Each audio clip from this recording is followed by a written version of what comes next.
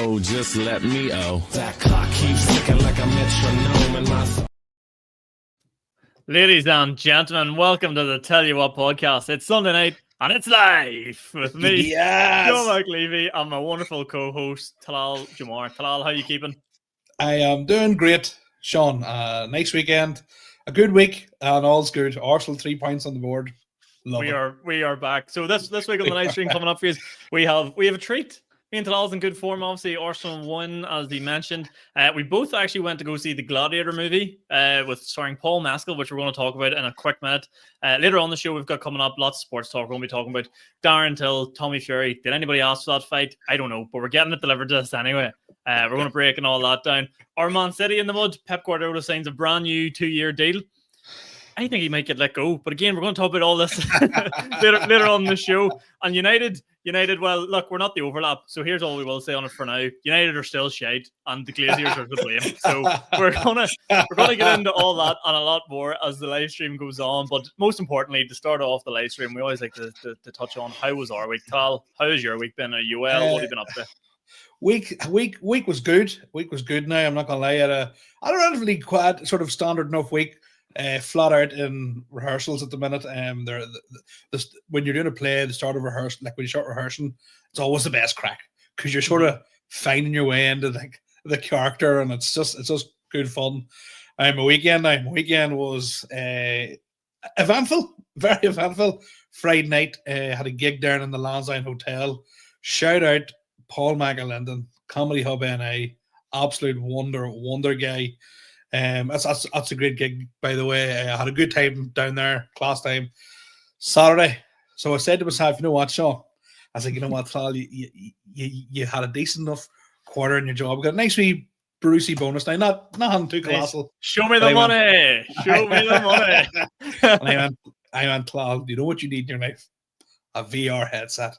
So I said, you know what? Went and bought a VR headset. And I know everybody's first thing is going to go, I know why he's bought a VR headset, and you're wrong. I haven't done what you think I'm going to do yet. But it is when I say my mind has been blown by this VR headset. I mean, it's totally changed. See, close everything down, shut the world off, and let's all communicate via the metaverse. I'm all for the metaverse. Bring it on. There's a game called Drunken Bar Fight, and it is unbelievable. It is the best fun you can ever have. Floods everywhere, by the way. See around where I live. I tell you how bad one of the floods was. It wasn't that a lorry got stuck. A lorry capsized. Fuck me. That's how fucking bad the fucking floods were. Titanic 2, and it's just a 40-footer in Tyrone. Just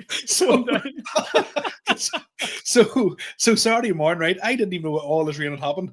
I went, right, where is this MetaQuest 3S?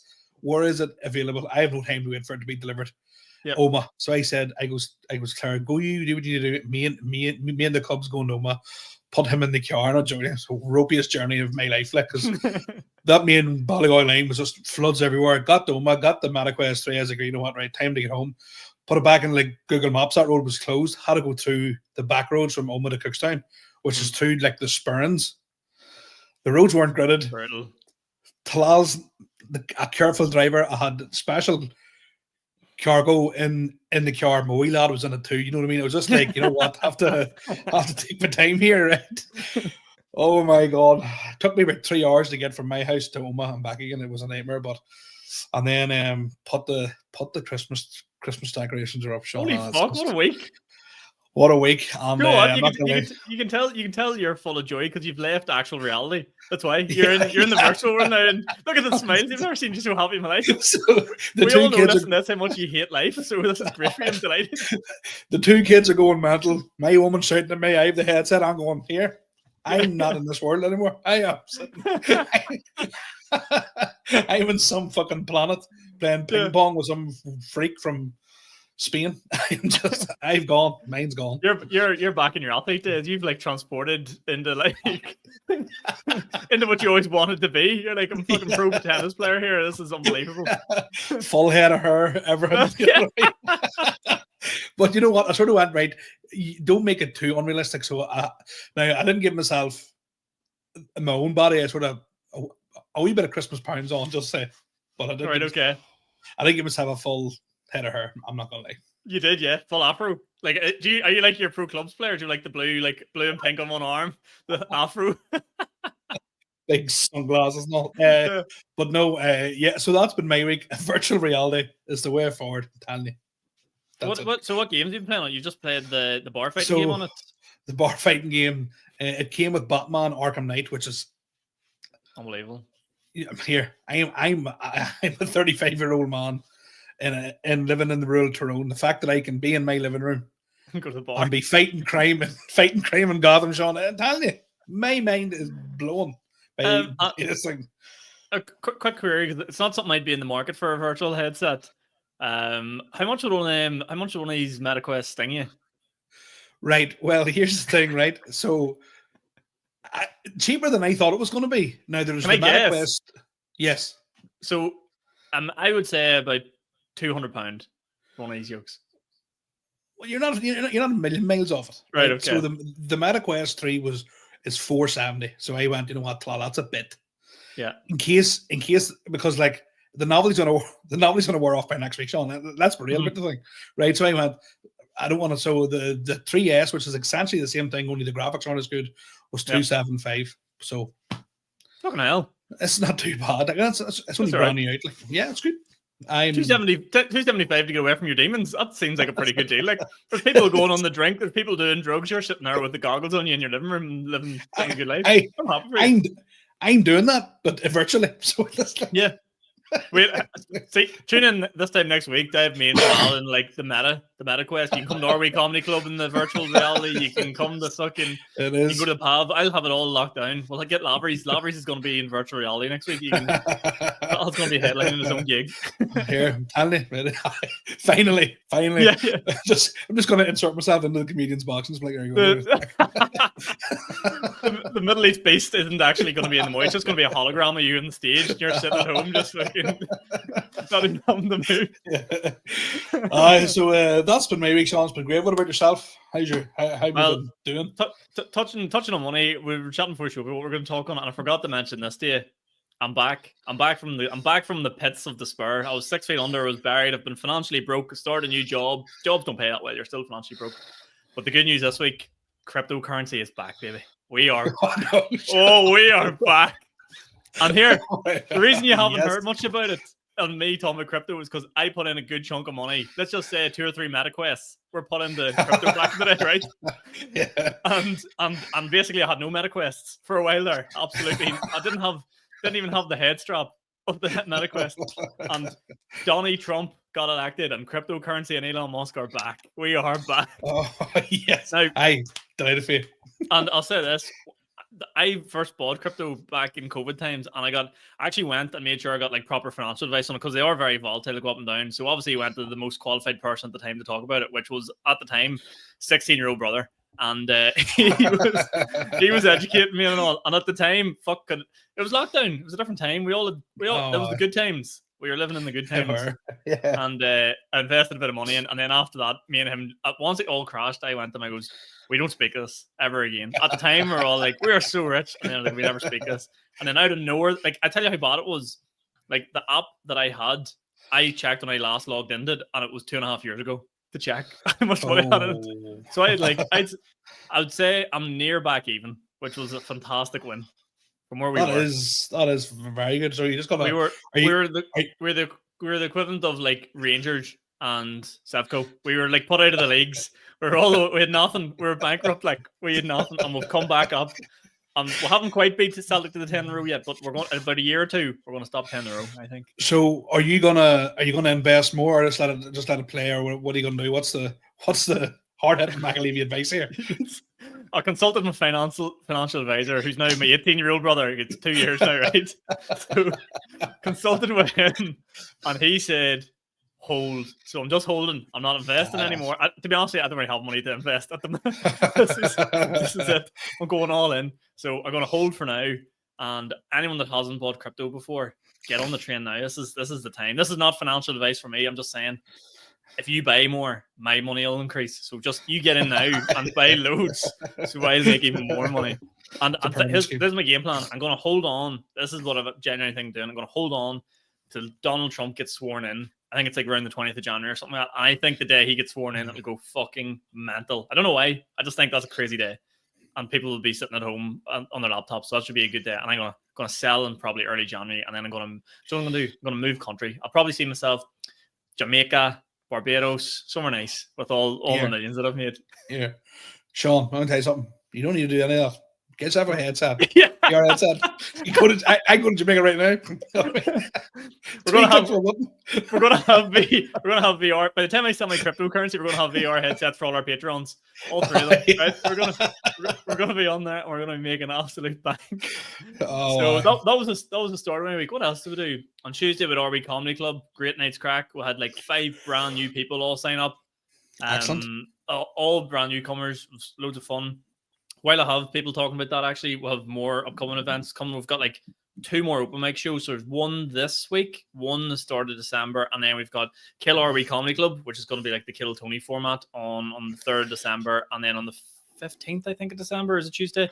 That's the grand final of RB Comedy Club. So if you are looking a wee comedy night out and you're in the big smoke, get up to RB Comedy Club. All tickets are going to be a $5 with no Black Friday sales because, I mean, I can't reduce it any more than a $5. I'm already scraping the bottom of the barrel. What do you want me to do? Give them away for free? And you listen to this podcast, you know I'm not going to do that. So, that was sort of the crack this week. And yeah, I don't think I had any other gigs. You had the Lansdowne you had on. I'm just doing that Newry gig this week, which I'm very, very excited about. Talked about it last week.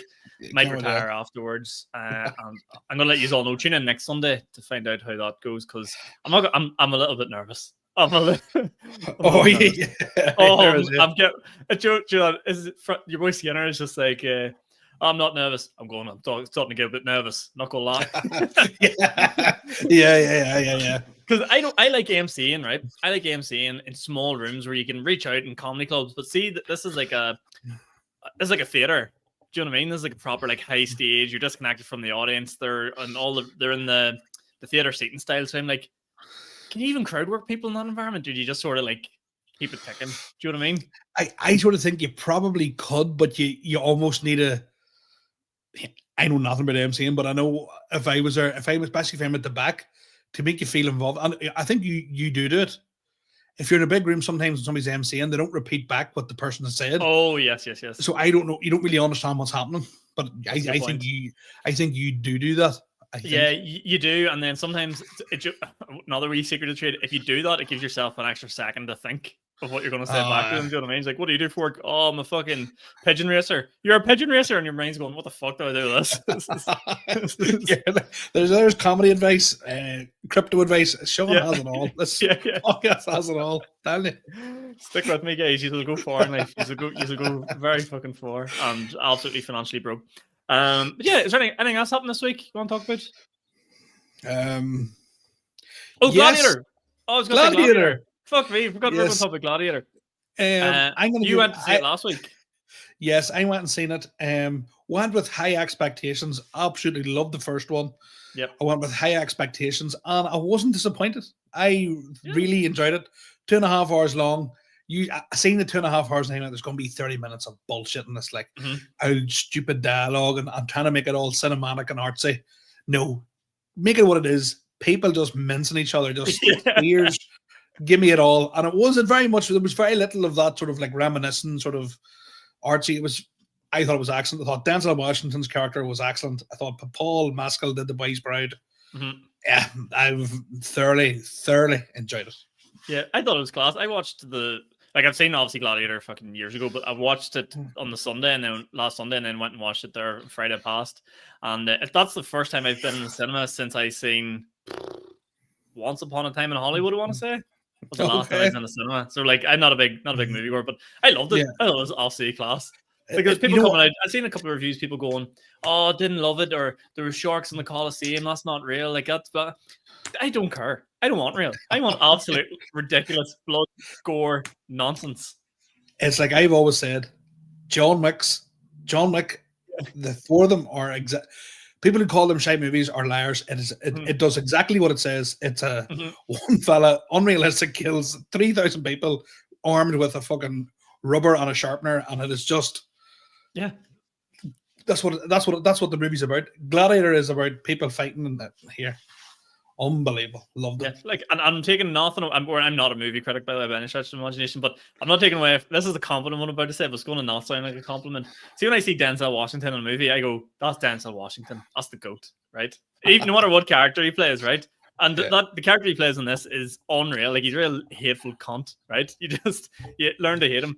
But you always see him. You always go, "That's Denzel Washington." Do you know what I mean? As good as an actor is, you go, "That's Denzel Washington." Paul Mescal had the exact same vibe. The whole time I was looking at him, I was going, "That's your man from Kildare." And I just couldn't shake it from myself. And then I was like, "Is that?" I first thought about Paul Mescal, and I go, "If I'm saying Denzel Washington does the same thing, that's a good sign. That just shows you're a good egg." Paul Mescal has it. I don't know, whatever it is, he just has it. Like, he has it in abundance. Like, he's just. I thought he was excellent. I really did, because I was sort of going, "Is he going to be a bit too cringy?" But no, he was brilliant. I'll say this much. I thought coming out of it, the first thing I thought was they didn't give him a lot of lines. Like, he could have said a lot more. I think they went, "Say less, Paul. Don't be saying too much. We don't need it." I like that. Yeah, just look gritty, sexy, have that mullet going, and just say less. Come out with 3 one-liners that make absolutely no sense. Just that's all you need to do. That's what you need to do. Yeah, but no, thought it was great. I liked how it ended. Yeah, I liked the storyline as well. I liked how it made sense falling off the first one, because, like, obviously when you write a first movie like that and the next one doesn't come out for like 16 years, you're gonna go, "Did they think this? Have they thought about a second one here? Or have they just sort of tagged on?" But I thought for the most part it made sense. Like, it was all right. Yeah, it's very good. It's good. We get into our sports news. Yes. Okay, so what do we want to talk about first in our sports news this week? We've got the big news of, I mean, who asked for this fight? Darren Till and Tommy Fury. Who? I know it's on the Misfits card, but, like, Jesus Christ. But do you want to know something, right? Darren Till, right? I hope he doesn't. I hope everybody else in the world listens to this except Darren Till, because he'd kill me. But Darren Till is only doing it because he's absolutely skint.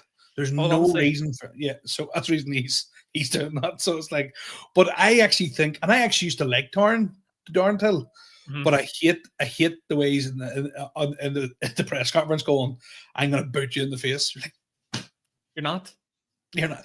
In a way, I kind of hope he does. Just, it's like, is he a man of his word? Like, is he actually a man of his word? I also think it's very hard when you've seen somebody who's been knocked out as badly as he has been. Yeah. I always think it's hard when he's like, "I just love violence." I'm like, "You don't like it that much." You know what I mean? It's like, I don't know, like, you know, like, if Tommy Fury lands on him, like, I think Tommy Fury puts him out. Like, but I really think this whole Mike Tyson Jake Paul thing has put me off all these fights. Like, that was such a letdown. Like, there's just so much money involved in it where you're just going, all they need to do is go, let's make it look like we're fighting. Let's get the bag and get out of here. Darren Till clearly needs the cash. Tommy Fury, I think Tommy Fury is so, like, what's the nice way of putting this? So simplistic, right? That he probably thinks in his head, if he beats Darren Till, Molly May will take him back. I think that's where his head's at, because he doesn't need the money. I don't think. Like, no. I don't understand why anyone thinks they want to watch this. Do you remember Floyd Mayweather 2 years ago matched up to fight? Was your boy Aaron Chalmers used to be on Geordie Shore? Yes. And nobody, but, like, it was in the O2 in fucking London, and nobody went. Because if it was a proper fight, your boy wouldn't land a punch on him. No. Like, he genuinely wouldn't land. I watched a video of Floyd Mayweather fighting. Who was it? Can't remember, but it was like in a training camp, and your boy was, Floyd Mayweather was holding a conversation and avoiding punches. Yeah, I see that video. Yeah. You know what I'm talking about? He's like, and your boy is all over the place. Like, going, that is mental. So, like, I can't get. And with these fights, right? This is the formula to it. There needs to be something. There needs to be a villain or a good guy. Whenever Tommy Fury fought Jake Paul, he was with Molly May. He had the great image. He was a boxer. He's related to the Furies. Great image. Great lad. The villain's clearly Jake Paul. So everyone's tuning in. No one was tuning in. No one was tuning in to watch Tommy Fury win. They're tuning in to watch Jake Paul lose. That's what you want to go watch. I don't care. If Darren Till gets knocked out by Tommy Fury, I don't care. If Darren Till knocks out Tommy Fury, I don't care. Neither of those things are me. See, all those MMA guys have absolutely nothing to lose. Like they're only in it for the money, so they actually don't care if they get sparked in the first round. The biggest disappointment out of all those fights, my biggest disappointment was, do you remember Logan Paul? I can't even remember his name. Do you mind Logan Paul fought your boy? Oh, the fella that trolled him loads. He was the MMA fighter. Yeah, what do you call him? He was like McGregor's mate. Remember Khabib jumped into the crowd and all after him? Yeah. I can't remember his name. I keep going to say it's not Ben Askren. It's not. Anyway, whatever he's called.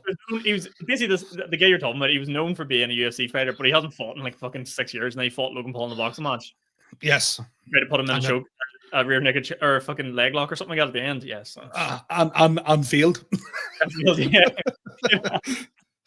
So that's gonna rack my head the rest of the day now. Yeah. Anyway, it'll just do my head, and I'm so close to attacking Twitter, but anyway, it is what it is. Yeah, Darren Till, I'm sure if you're going to pick a winner now, it surely has to be Tommy Fury.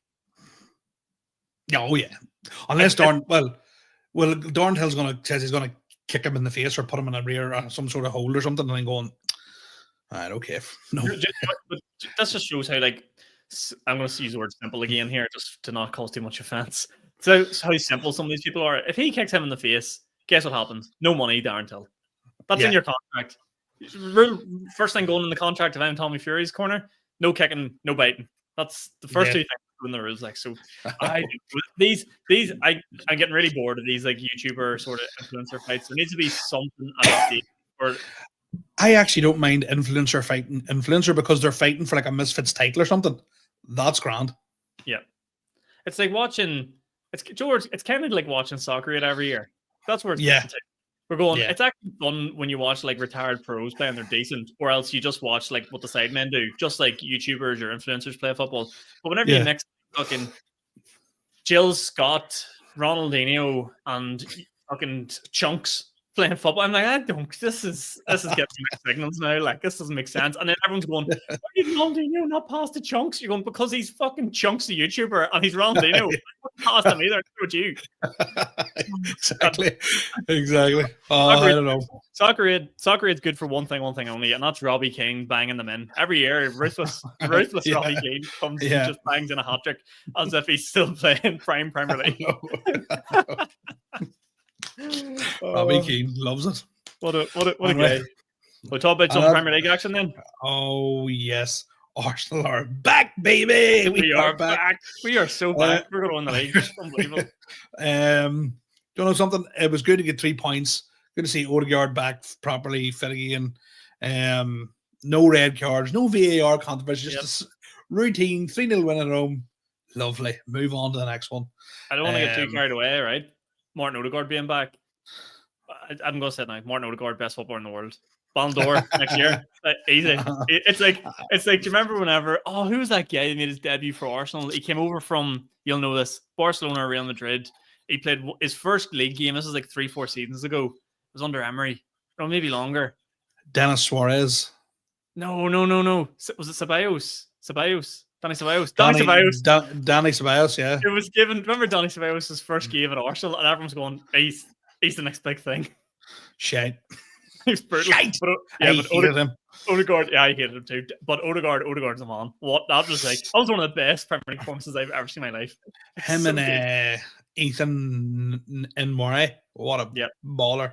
He's a baller. He'll end. Oh, it's like 17 years of age. Like, I'm doing that in the Premier League is just nuts to me. Like, it's just like, what was I doing when I was 17? I mean, look what we're doing now.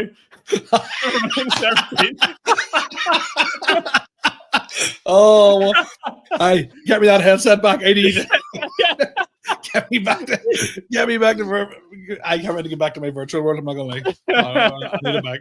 This is too much. We only win Talal out for 1 hour of reality every week, and this is it. Yeah. Even Yari, though, he's also going to be a baller. Hold him for dear life. Like, he's fucking Class. But yeah, good to get back on the win column. Good to get back to 3 points. Do you think Arsenal are out of the title race, or do you think we've got one more slip up left in Emirates? I think I genuinely think Liverpool have it won. Really? Yeah. Did you watch the Liverpool game today? They're getting now. They're playing good football. They are, no doubt about it. They're playing really well. The manager's come in and done really well. Salah's probably back to his best. And they're doing this all without Alisson as well, which is even more impressive. I just think they're too far ahead. They're not going to have a blip like we had. They play City next week. I think if they beat Man City next week, then the league's over. Like, who do you want to win that game out of Man City and Liverpool? Is it draw the best results? Man City need to win. We need to catch up. We need to catch up. We need to start. Well, maybe a draw and then you're catching 2 in each. Like, but I still think it's a massive ask. Like, I think it's a huge ask. Like, because we have to go to Anfield. But in fairness, though, did you see them Liverpool goals today? Like, how if there's not match fixing looking at that the handball penalty, Salah basically passes the ball into the fucking net. The keeper runs out of it. That's one of the worst. Yeah, that has to be. I'm sorry. There is a bit of luck there, but you need luck to win a league. Like, but it'll be interesting to see once they have a bit of a blip, how they react. But I just think City are. But then every year, City or people go City or they're not going to win it, and then they end up going winning every. Like, would it surprise me if City win every match from now to the end of the season and win the league? Nah, wouldn't. That's basically what happened last year. They went from what, about another 2 weeks. They went from mid-December to the end of the season without losing. That is disgusting. Like, so that's what you're up against. It's insane. So it is one. Arsenal need to be perfect, and they don't have it in them to be perfect. So, to me, it's. Again, I've jumped the gun here on like Martin Odegaard and Ethan Uri being best player of the world, so I don't want to jump the gun again here, but I do think Arsenal might have a Champions League in them this year. Very controversially, I think Talal's frozen on me there. I genuinely think Arsenal could win a Champions League because everything else has gone to shit for them, and why not? They've nothing else to play for, so I think if they end up throwing the league, I think we could go to these places home and away and sneak a wee result. I wonder where he's went. He's frozen on me. Apologies on the live stream, folks. He was saying that he might have internet issues or he might have low battery on his laptop, so maybe he's died after 27 minutes here. Hope not. But in the meantime, I'm going to have to entertain you. So yeah, I think Arsenal can win the league still, maybe. We're holding on for dear life. Do I think we will? It's hard to know. It's hard to know. I don't think we will. Oh my god, we've officially lost Talal. Shit. I'm on my own. No. Talal, please join back. But yeah, I think there's Champions League potentially on us. We play Sporting Lisbon on Tuesday night here. And obviously they've just lost their manager, so maybe they're a bit rocky, who knows. But they do look like a decent side. And then if you end up top 8, it's all to play for. Anyone could win there. Talal's joining back in here. Let's see if we can get him back into the conversation. Talal, you back? Back, so I had a nip to the virtual world there for a wee second. yeah. That's some honest take about it. I was saying there, I think Arsenal might, if we can't win a Premier League, I think we might have a Champions League in us this season. Oh, I'll tell you after Tuesday night. Yeah, fair enough. Fair enough. I do think we'll have a trophy in us like this season, but yeah, I think they have to. If Arsenal don't win a trophy, people like you are cut out. 100%. I'm Arteta out right now. Need more than a win at Forest to win me round. You know what I mean? But anyway. Well, there might be another manager up for grabs because Pep Guardiola isn't doing too well at Manchester City at the minute. What is going on? It's 5 games in a row. It's only ever happened once before, and that was at Bayern Munich, and that's when they'd already won the league. Here, I absolutely love it. Nothing's making me happier than seeing Pep in the mud. Like, they're so shit. They lost 4-0 to Spurs. You're going, what? Spurs? What other team in the world loses to Ipswich? Were they 2-0 up against Ipswich and then lost 3-2? That was Brighton. Yeah, they've done that. And then they've lost to fucking Ipswich, bottom league, and then they've lost 4-0 to Spurs. I was watching that. So I was listening to that match on radio going, this is insane. I can't believe this is actually happening. Because 4-0 is an insane result. Like that is at home, like if as an Arsenal fan, right? If City had lost 2-0, I kind of would have been happy enough about it. I would have been like, all right, sweet. But 4-0, I kind of like that's kind of taking the fun out of it. I want Spurs to beat them. I don't want to beat them by that. That's I don't think it is. Spurs fans will be all hand-matey all week, and then they'll play whoever they play next week and get beat. They that's definitely Spurs, play. They definitely play like class. Preston in the cup or something, and like get turned over like Class. 100%. Love that. So yeah, good to see. Do you think Man City will bounce back, or do you reckon that's the end of the season? Nah, they'll not be too far away. They're just too. Although Rodri's out, like, and he's not coming back, but they just have too many good players. Like, see, Pep signed this new 2-year deal, right? And I actually think he's went to the fucking Sheikh Mansour and going, I will sign. We're in bad shape now. You need to give me 250 million in January. And that's the only way. I think they could come and clean up the January transfer window because no one else really spends money in it. See, I actually think that they're going to get hit hard by the sanctions. I almost think, though, him extending is like them trying to double bluff. You'll go like, oh, he wouldn't have signed if we thought we were going to be guilty, because these things never actually.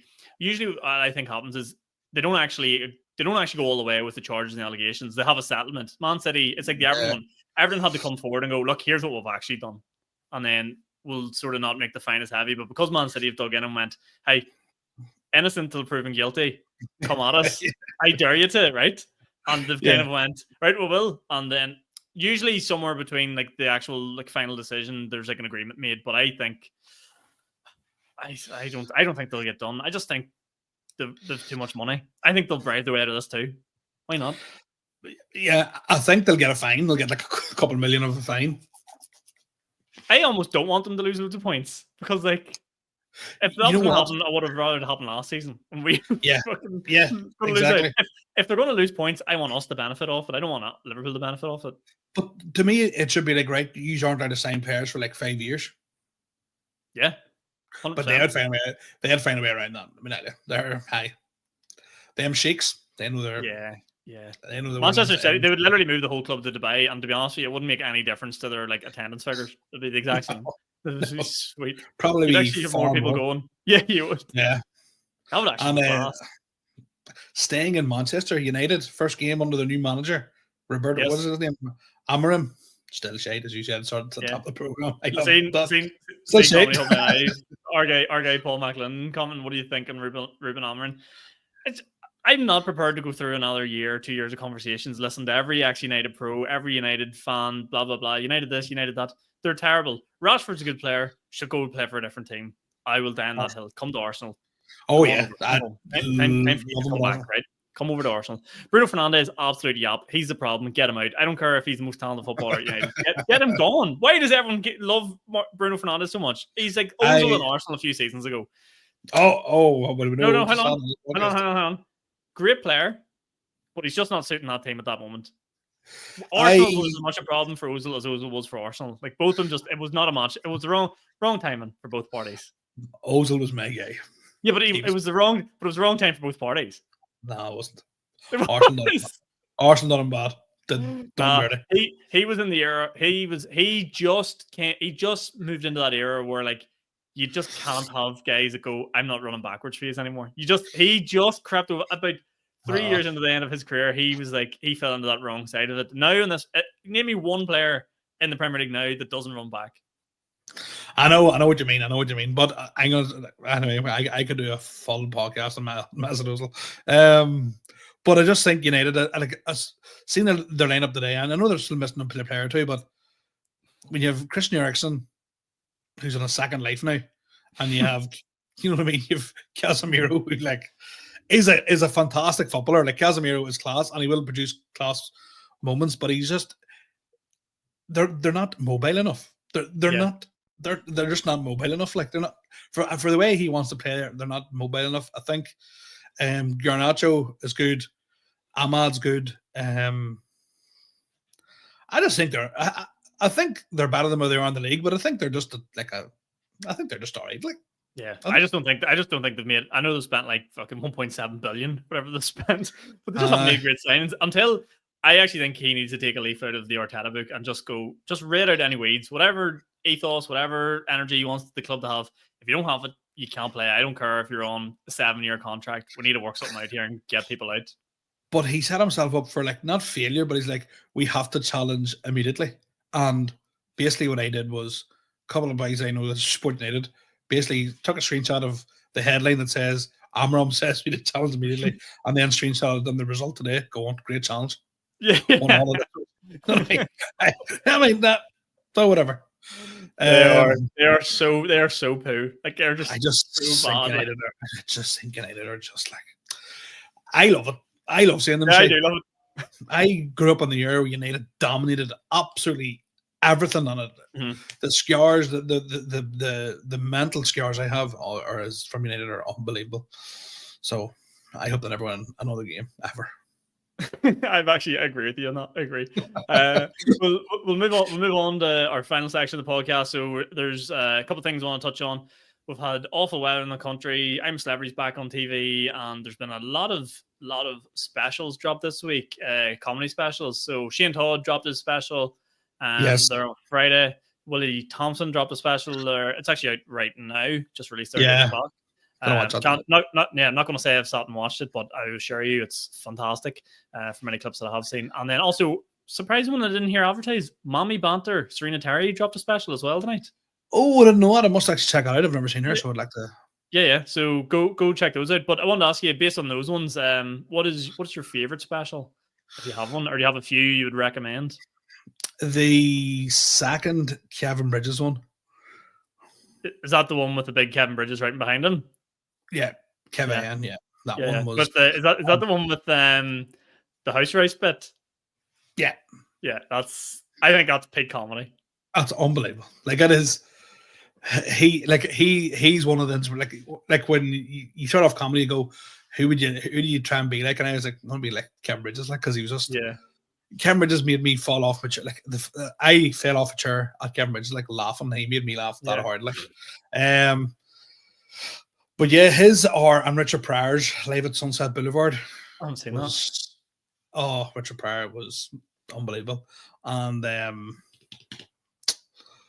was Colin Godzilla. What's his last one called? Godzilla, maybe. Godzilla, yeah. That one. Those three are the ones. I'm not a big American comedy fan, to be fair. Shane Gillis is probably. Shane Gillis' last one was unbelievable. Yeah, that one. And that's the one I probably have really enjoyed. The others have been all right, but yeah.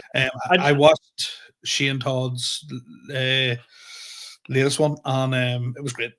Yeah, it was class. I really enjoyed it. It's really fun seeing them like shot in a venue that you've done. Do you know what I mean? Like, see that's in Aleavey, you're kind of going like, you're not going like, oh, I've been there, but you're kind of like seeing it in a way, like the way he's seeing it. Do you know what I mean? Does that make sense?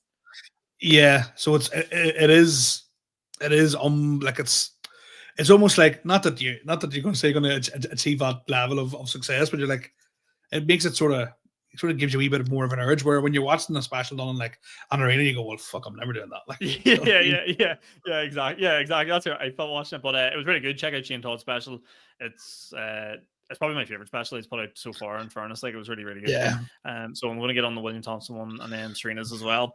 Check those out. But my favorite comedy specials, I would probably say I'm more in the American comedy, but the only stuff that's ever probably made me laugh the way you're talking about, like that Kevin Bridges one, is that Kevin Bridges special. And then it's not a special, but it's the first time I seen Tommy Tiernan, and it was on the Michael McIntyre Comedy Roadshow. And he talks about the recession. He talks about fucking what else? Irish people going skiing and all. It's fantastic. It's one of the funniest things ever. I like comedians that I can like to tell everyday stories that I can relate to. So that's why, and like Tommy Tiernan, like I remember watching one of Tommy Tiernan's first specials. He talked about like the drug Olympics, probably the best bit. One of the best bits I've ever heard of comedy. Like you should YouTube it after. It's unbelievable. I do that the odd time with Tommy Tiernan. I'll look up like specific Tommy Tiernan bits, like the Jesus went for a walk. That's unbelievable. You see when you watch that as someone that does stand up, you're just going, fuck, why didn't I think of that? And then you also go, I could, and then you catch yourself on news. I would never think of that. That is too brilliant, even for my brain. Like that's class. It's lethal. That is Jesus went for a walk. It was class. And here, Joe, people that hasn't aged well. It's aged like a fine wine, sir. It is. Oh, it has aged brilliantly. What else? I really like Mark Norman's Out for Lunch. It was very good. Yes. Joe Rogan, Stranger Times. It's not the last special he did. The one before that I quite like. The one he does the Bruce Jenner bit at the end. I quite liked it. And then what else was there? I'm trying to think of anyone. Shane Gillis's last one's very good. Oh, the one Bill Burr records in London's fantastic. I'm sorry you feel that way. I'm sorry you feel that way. The cover photo's like black and white, and he's holding like dead flowers or something like that. It's brilliant. But I love that sort of like, I love that humor of like women and men and da da da da da. Like just so good, so good. But yeah, they're probably my main ones that I would go to. Like, and then local ones as well. Probably like all of, to be fair, anything Geddes puts out, I'm generally a big fan of, like all his stand-ups and stuff like that. A friend of mine was at Geddes the other night there, and messaged me saying, he goes, "Have you ever heard of a comedian called Mark McKerney?" He went, "Yeah, of course I have." And he's like, "That's the first time I've seen him." He says he's the funniest comedian I've ever seen in my whole life. And I went, that's Mark McKerney. Like, Here, at any time, I don't know Mark that well, but anytime I've met him, no one hates stand-up more than Mark McKerney. It's unbelievable. Like, he just seems riddled with anxiety about it all. Anytime I've said it to him, he's just like, "Oh, I'm not sure." And I go, "You're a genius. You're an absolute genius." Like, absolutely, he's unbelievable. I'm running a very low battery here, okay, before we go, I want to do one more thing before we leave. I'm a Celebrity's been on this week. Me and you, self-respecting men who don't live in the real world, so we don't watch it, I presume. No. What I do want to know is, if you were to make a football and I'm a Celebrity lineup, who would you put on it? Now, we're going to pick 8 people, and I'm going to start you off with 2 just to get the feel for what I'm going for and what I'm suggesting here. So, if you're to make an I'm a Celebrity with only footballers, my first 2 people enter in the jungle and they're jumping out of the plane together: John Terry, Wayne Bridge.